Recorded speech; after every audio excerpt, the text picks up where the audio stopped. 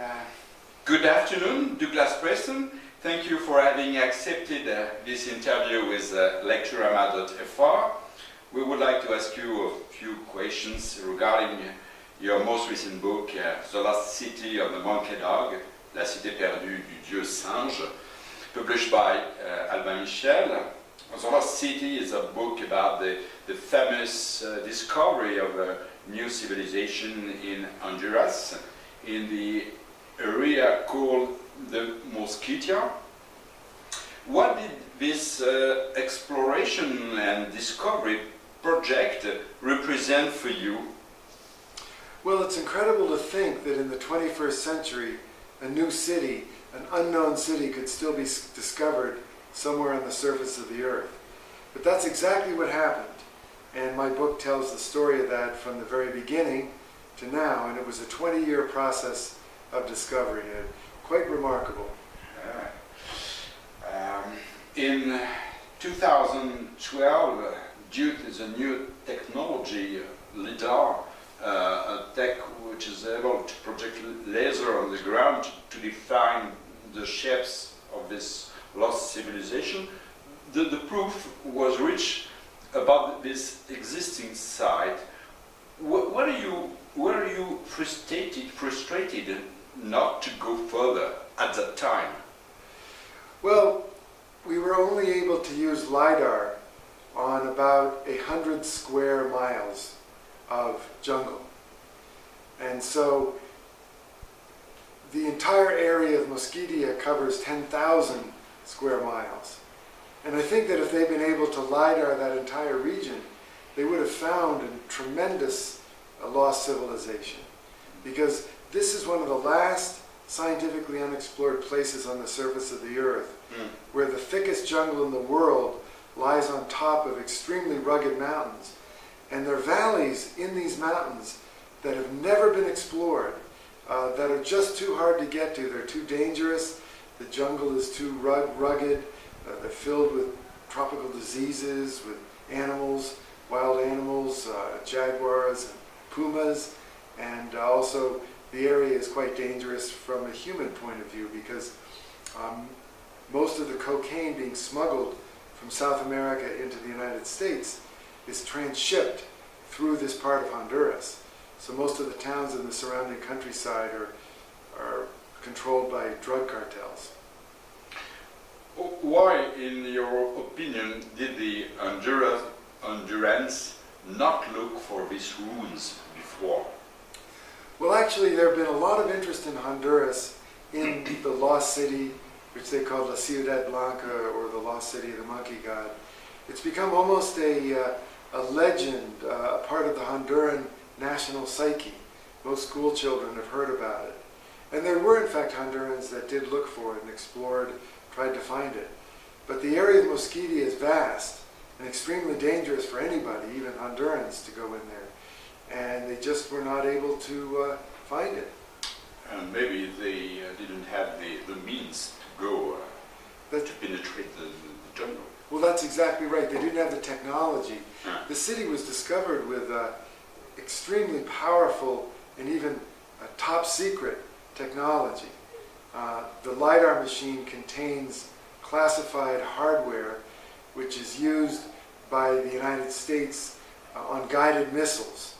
So the technology is not available outside of certain areas of the United States and some other Western countries. So it was really LIDAR that revealed the existence of this city. It's the first technology that is able to peer through the thickest jungle canopy and actually map in great detail what's on the ground. So when I read the book, I thought that you were lucky to have all these teams around you, or among you. You're among this team, and a team which had a lot of money to produce this kind of expedition. Yes, it was very lucky. It was very expensive. It cost millions of dollars. Yeah. The expedition had 10 PhD scientists on it. We had engineers, top engineers from the University of Houston, who worked for the National Center for Airborne Laser Mapping. So it was a very high-powered and expensive expedition. and it was a gamble, because when we began, we had no idea what we would find. We thought there was something in this strange valley called T1, or Target 1, but we had no guarantee of finding it. And I have to say, it was with great amazement when those first images came in. I really couldn't believe my eyes when I saw the pyramids, the plazas, the great earthworks, all the stuff under the jungle canopy. I was absolutely floored. Was it difficult to convince all of these scientists to follow you, or the leader of the team mission? In the beginning, it was difficult. There was a lot of skepticism. But the LiDAR engineers were very curious to use this technology in La Mosquitia because they'd never used it in such dense jungle before. And they wondered if it was even going to work at all. And so they were interested in this from a testing point of view. Even if they didn't find a lost city, at least they would have been able to test this very powerful technology on the thickest jungle in the world and determine whether it would work there. But when they found the lost city, that was tremendous. They were very pleased. Some of them were very skeptical in the beginning, and those scientists were the most hysterical after it was found. They were the most excited of all because they didn't expect it. In the 2015 expedition, what were your worst fears? For example, animals, narcos, or simply not achieving your goal? I think the worst fear I had was simply not achieving our goal.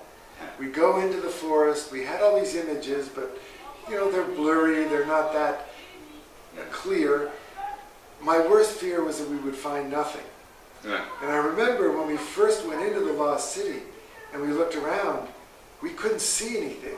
The jungle was so thick that, you know, we were standing 3 meters from a pyramid. And we said, well, where's the pyramid? And the archaeologist said, it's right there, 3 meters, and we walked 3 meters and boom, we practically bounced off it. The jungle was so thick you just couldn't see. So that there was that initial disappointment of not being able to see any of the buildings, the earthworks, the plazas. All this stuff was buried in this thick jungle. So you weren't afraid to meet narcos, for example? Well, I wasn't worried about the narcos because where we were, there were no human beings. There was been shown already that there had been no human entry in this area for centuries. I was afraid of snakes. This is some of the, well, there's a snake called the fer de lance. It's called fer de lance in English and in French. We took the name from the French. It happens to be the most poisonous snake in the New World, and this area was known to be absolutely thick with this type of snake. They are everywhere. They are aggressive. They will pursue you to bite you, and then they will chase after you to bite you again. And you will die. Very poisonous snake. And the first night, I remember walking back to my campsite, and there, coiled up under a hammock of my buddy Juan Carlos, was a gigantic fer de lance, huge, coiled up in striking position, like this, tracking me. I'd walked past him twice, or I should say I'd walked past her twice, because it was a female snake. They're bigger than the males. So I called out, hey you guys, there's a big snake here. And we had these 3 British ex-SAS soldiers who came, and he said, the top guy said, well, we're going to move this snake. I thought, how is he going to move a snake like this? Well, he cut himself a snake stick and he pinned it, and the snake just exploded in a fury, striking everywhere. There was venom flying through the air. And it was horrific. He managed, the snake was bigger than he was. And that we didn't realize that until it just unrolled itself. So he wrestled the snake to the ground, he grabbed it behind its head, and the snake was trying to bite him in the hand and expel venom all over the back of his hand, and his skin was bubbling. So he cut the snake's head off, and the snake continued to fight. It wasn't done yet. Finally, when it was over, he washed his hands, and he said in very typical British, understated style, he said, Nothing like that to concentrate the mind. Is there? Yeah. So you were lucky to be with those guys so experimented. So It was very interesting. We were very lucky to have these three British soldiers with us because otherwise I don't think we would have survived. Yeah, because they were trained to survive. Well, the remarkable thing about this valley was the animals had never seen people. They were not afraid of us. Yeah. Normally the jaguars, the pumas, they run away. Yeah. They don't want to tangle with human beings. Yeah. But in this case, we had jaguars and mountain lions, pumas, wandering about our camp at night, very curious. One of the biologists came face to face with a puma who looked at him and crouched and was thinking, food or not food? Yeah. Finally decided not food. Oh, yes. What did you feel when you discovered the site? Strong impression or impact or what else? Well, there was a very strong impression. The most illuminating moment was when we found this cache of sacred objects, great stone sculptures that had been left at the base of the pyramid, just the heads of which were poking out of the ground. And the first one I saw was a jaguar head, a snarling jaguar head thrusting out of the ground. And when I saw that, I suddenly felt a connection with these vanished people. That this was no longer theoretical. We're not looking at a vanished civilization, but these were real human beings who created this. They were confident, they were self-assured, they had great artistic sensibility. I mean, suddenly I felt the presence of the dead. You presented a theory on the disappearance of this civilization. Could you tell what you consider to be the most important detail? Yes, this civilization vanished suddenly around 1500. Now the Spanish never got there. They were never conquered, but European diseases did. The European diseases burned way ahead of European exploration. And measles and smallpox and influenza destroyed this civilization in a matter of years. Between 1530 and 1540, it probably killed about 90 to 95% of the people who lived in the city. In your opinion, you see such a parallel with our civilization.